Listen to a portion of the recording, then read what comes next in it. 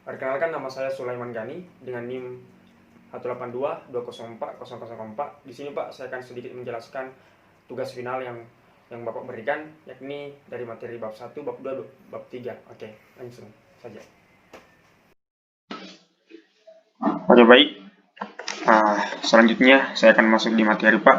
Nantinya saya akan sedikit menjelaskan beberapa materi, yaitu dari materi bab pertama, bab kedua, dan bab ketiga. Langsung saja Pak, untuk materi bab pertama, yaitu adalah mekanika fluida.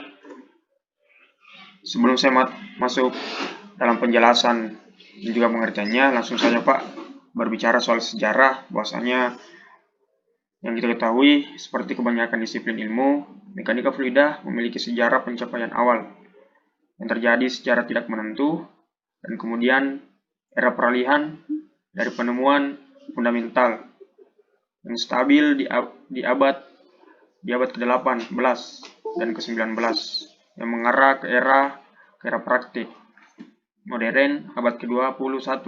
Seperti yang kita sendiri, istilah terpusat pengetahuan kami yang terbatas tapi up to date, peradaan kuno memiliki pengetahuan yang cukup untuk memecahkan masalah aliran tertentu, di mana kapal layar dengan dayung dan sistem irigasi sama-sama dikenal pada zaman prasejarah. Orang Yunani menghasilkan informasi kuantitatif. Archimedes dan Hero of Alexandria, keduanya mendalilkan hukum jajaran genjang untuk penjumlahan vektor pada abad ketiga SM, Archimedes. Jadi itu sedikit penjelasan soal sejarah daripada mekanika fluida. Selanjutnya masuk ke pengertian dan penjelasan soal mekanika fluida itu sendiri, yaitu dimana berbicara soal mekanika fluida. Mekanika fluida adalah studi tentang fluida baik yang bergerak, dinamika fluida, atau diam, statika fluida. Baik gas maupun cairan diklasifikasikan sebagai fluida, dan jumlah aplikasi rekayasa fluida sangat besar. Pernapasan, aliran darah, renang, pompa, kipas angin dan turbin, serta pesawat terbang, kapal, sungai, kincir angin, pipa, rudal, gunung es, mesin, filter, jet, dan sprinkler untuk beberapa nama. Jika dipikir-pikir, hampir semua yang ada di planet ini adalah fluida atau bergerak di dalam atau di dekat fluida. Oke, selanjutnya masuk di mekanika fluida, di mana mekanika fluida itu sendiri terbagi atas dua. Yang pertama, dinamika fluida, yang dimana dinamika fluida itu sendiri adalah subdisiplin dari mekanika fluida yang mempelajari fluida bergerak, fluida terutama cairan dan gas, serta penyelesaian dari masalah dinamika fluida biasanya melibatkan perhitungan banyak properti dari fluida seperti kecepatan dan tekanan, kepadatan, dan suhu sebagai fungsi ruang dan waktu. Bagian yang kedua dari mekanika fluida itu sendiri adalah statika fluida. Penjelasan daripada statika fluida itu sendiri adalah hidrostatika, adalah cabang ilmu yang mempelajari fluida dalam keadaan dalam dan merupakan sub bidang kajian mekanika fluida. Istilah ini biasanya merujuk pada penerapan matematika pada subjek tersebut.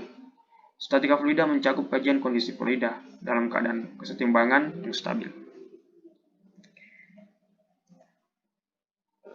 Selanjutnya masuk dalam konsep cairan, di mana konsep cairan itu sendiri adalah dari sudut pandang mekanika fluida. Semua materi hanya terdiri dari dua keadaan, fluida dan benda padat, serta perbedaan antara keduanya sangat jelas bagi orang awam, dan merupakan latihan yang menarik untuk meminta orang awam menjelaskan perbedaan ini ke dalam kata-kata. Perbedaan teknis terletak pada reaksi keduanya terhadap tegangan geser atau tangensial yang diterapkan, serta padatan dapat menahan tegangan geser dengan defleksi statis. Cairan tidak bisa. Setiap tegangan geser yang diterapkan pada fluida, sekecil apapun, akan mengakibatkan pergerakan fluida tersebut. Fluida bergerak dan berubah bentuk terus-menerus selama tegangan geser diterapkan. Sebagai akibat wajar, dapat dikatakan bahwa fluida dalam keadaan tegangan geser nol, keadaan yang sering disebut kondisi tegangan hidrostatis dalam analisis struktur. Selanjutnya, konsep cairan terbagi atas dua. Yang pertama adalah fluida, yang kedua adalah benda padat. Benda padat adalah padatan dapat menahan tegangan geser dengan defleksi statis. Sedikit penjelasan benda padat, di mana benda padat pada dasarnya berisi dengan padatan, yaitu dapat menahan tegangan geser dengan defleksi statis. Yang kedua adalah fluida. Fluida berisi tentang bergerak dan berubah bentuk terus-menerus selama tegangan geser diterapkan. Oke, masuk dalam contoh soal. Saya sedikit ingin menjelaskan dan menjawab contoh soal yang ada pada materi tersebut, yakni sebuah benda memiliki berat 1000 lbf saat terkena gravitasi bumi standar gram sama dengan 32,174 ft per second. Di mana A berapa masanya dalam kilogram. Pertanyaan bagian B, berapakah bobot benda ini di N jika terpapar percepatan standar bulan G bulan sama dengan 1,62 meter per second. Bagian C bertanya tentang seberapa cepat benda akan berakselerasi jika gaya total 400 lbf diterapkan padanya di bulan atau di bumi. Langsung saja untuk penjelasan bagian A, yaitu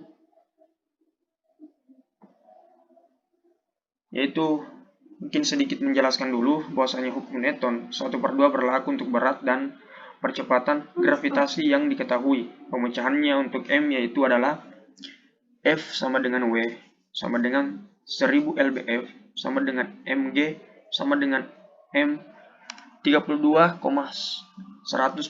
ft per second, atau m sama dengan 1000 lbf per 32,174 ft per second sama dengan 31,08 slux.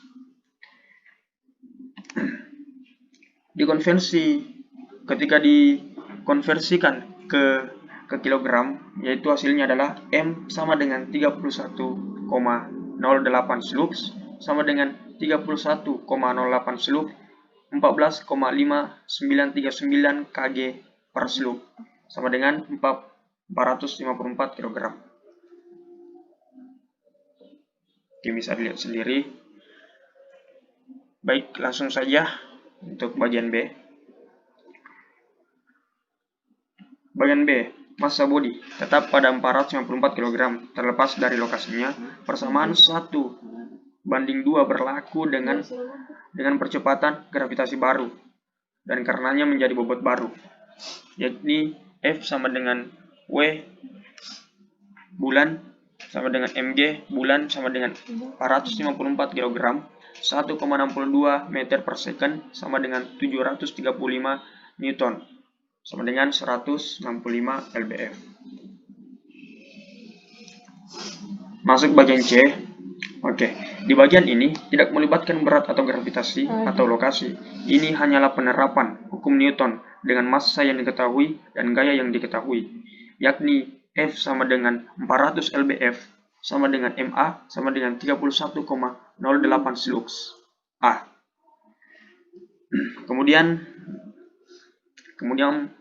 pemecahannya menjadi 4 sama dengan 400 lbf per 31,08 slux sama dengan 12,87 ft per S2 dalam kurung 0,3048 m per ft dalam balas kurung sama dengan 3,92 m per second.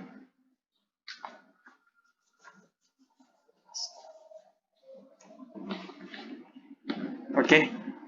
Untuk bagian C, di mana percepatan ini akan sama di bumi atau di bulan atau dimanapun, serta banyak data dalam literatur dilaporkan dalam unit yang tidak nyaman atau misterius, yang hanya cocok untuk beberapa industri atau spesialisasi atau negara. Di mana teknisi harus mengubah data ini ke sistem SI atau BG sebelum menggunakannya. Ini membutuhkan penerapan sistematis faktor konversi seperti dalam contoh berikut.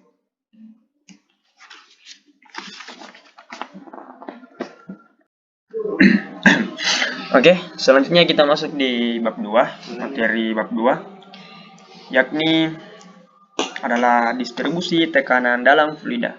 Berbicara soal distribusi tekanan dalam gerakan fluida itu sendiri adalah banyak masalah fluida tidak melibatkan gerakan. Mereka menyangkut distribusi tekanan dalam fluida statis dan pengaruhnya pada permukaan padat dan pada benda terapung dan terendam. Ketika kecepatan fluida adalah 0, dilambangkan sebagai kondisi hidrostatis, di mana variasi tekanan hanya disebabkan oleh berat fluida. Dengan asumsi fluida yang diketahui dalam medan gravitasi tertentu, tekanan dapat dengan mudah dihitung dengan integrasi.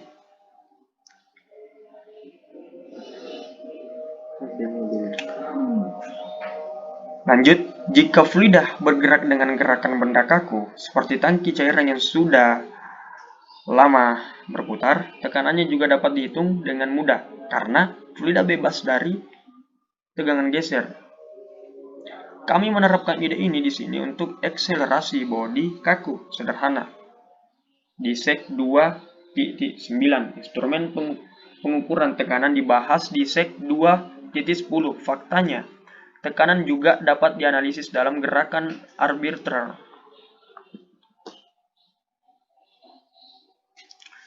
Oke, lanjut.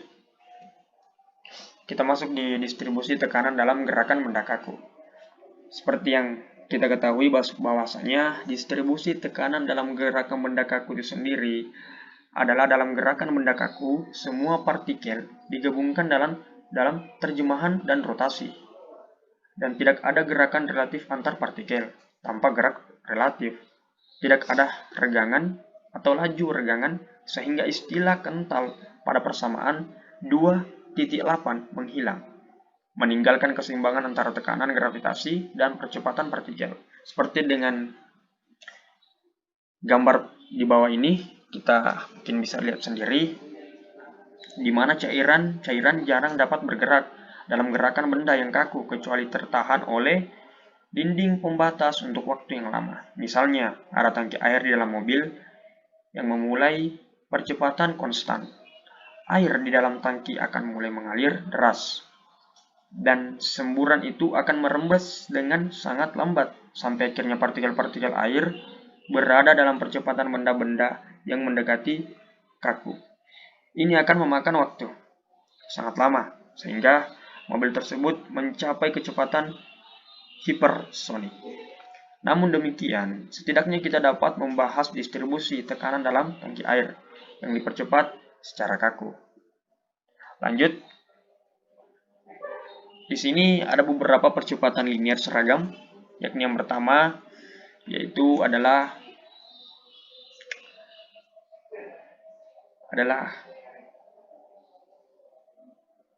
Q sama dengan tan min 1 AX per G tambah A 2, serta dP per ds sama dengan PG, di mana G sama dengan A 2X tambah G tambah A 2 dan 2 per 1 per 2.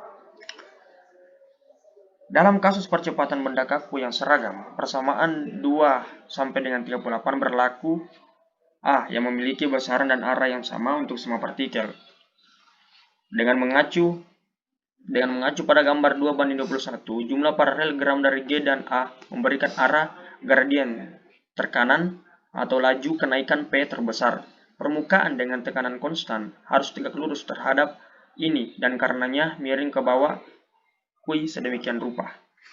Salah satu garis miring ini adalah permukaan bebas yang ditentukan oleh persyaratan bahwa fluida mempertahankan volumenya kecuali jika tumpah. Laju kenaikan tekanan ke arah G sampai dengan A lebih besar daripada hidrostatik biasa dan ditentukan oleh hasil ini. Hasil ini tidak tergantung pada ukuran atau bentuk wadah selama fluida terus terhubung ke seluruh wadah. Oke, kita lanjut ke contoh soal bagian 2, yakni di materi bab 2.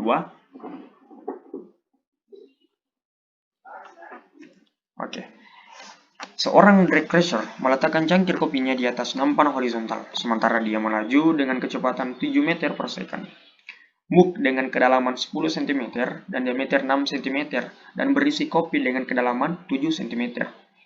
Bagian A, dengan asumsi percepatan tubuh kaku dan kopi, tentukan apakah kopi akan tumpah dari cangkir, atau di bagian B, hitung tekanan pengukur di sudut di titik A jika massa jenis kopi adalah 1010 kg per meter. Langsung saja kita beralih kepada gambar, di mana gambar di sini menunjukkan kopi miring selama akselerasi. Untuk pendekatan A, tentukan sudut kemiringan dari percepatan yang diketahui, kemudian cari pertambahan tinggi. Oke, di mana Q tak terhingga sama dengan tan min 1 AX per G sama dengan tan min 1 7,0 M per second per 9,81 M per second sama dengan 35 per 5 derajat. Untuk pendekatan B, tekanan di A dapat dihitung dari persamaan 2:40 dengan menggunakan jarak tegak lurus AS dari permukaan ke A saat diam PA sama dengan PGH res sama dengan 1010 kg per meter, 9,81 M per second, 0,07 meter sama dengan 694 PA. Bisa dilihat sendiri di mana PA sama dengan PG, Z sampai dengan ZA sama dengan 1010 kg per meter, 9,81 meter per second, 0,02 14 M tambah 0,07 meter sama dengan 906 PA.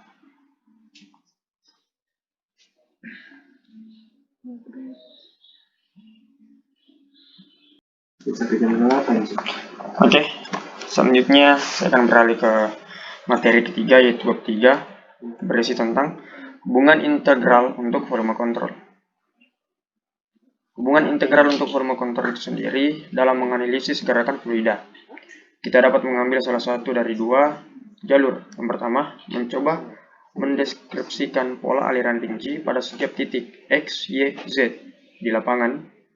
Atau yang kedua, bekerja dengan wilayah berhingga, membuat keseimbangan aliran masuk versus aliran keluar, dan menentukan efek aliran kotor seperti gaya atau torsi pada benda, atau pertukaran energi total. Yang kedua adalah metode volume kontrol, dan merupakan pokok bahasan dari bab ini. Yang pertama adalah pendekatan diferensial dan dikembangkan di bab 4. Oke, pertama-tama kami mengembangkan konsep volume kontrol dengan cara yang hampir sama seperti yang dilakukan dalam kursus termodinamika, dan kami menemukan laju perubahan sifat fluida kotor yang berubah-ubah. Hasil yang tersebut terutama transport Reynolds. Kami kemudian menerapkan teorema ini secara beruntun ke massa, momentum linear, momentum sudut, dan energi, sehingga memperoleh 4 hubungan volume kontrol dasar dari mekanika fluida. Selanjutnya, kita masuk di sistem versus volume kontrol. Berbicara soal sistem versus volume kontrol itu sendiri, di mana semua hukum mekanika ditulis untuk suatu sistem yang didefinisikan sebagai jumlah massa, identitas tetap yang sewenang-wenang. Segala sesuatu di luar sistem ini ditambahkan dengan istilah lingkungan, dan sistem dipisahkan dari lingkungannya oleh batas-batasnya. Hukum mekanika kemudian menyatakan apa yang terjadi bila ada interaksi antara sistem dan lingkungannya.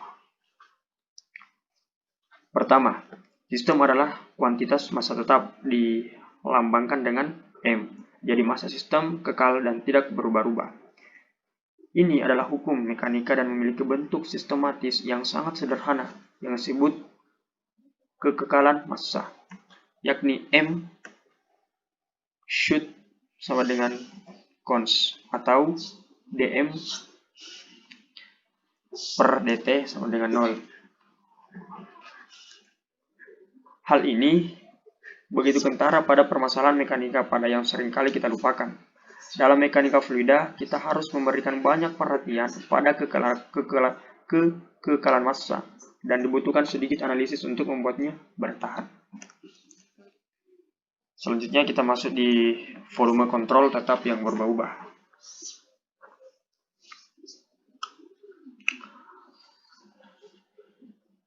Oke. Di sini menunjukkan gambar di sini menunjukkan volume kontrol tetap dengan pola aliran arbiter berubah-ubah yang lewat. Ada irisan variabel aliran masuk dan keluar fluida di sekitaran permukaan kendali.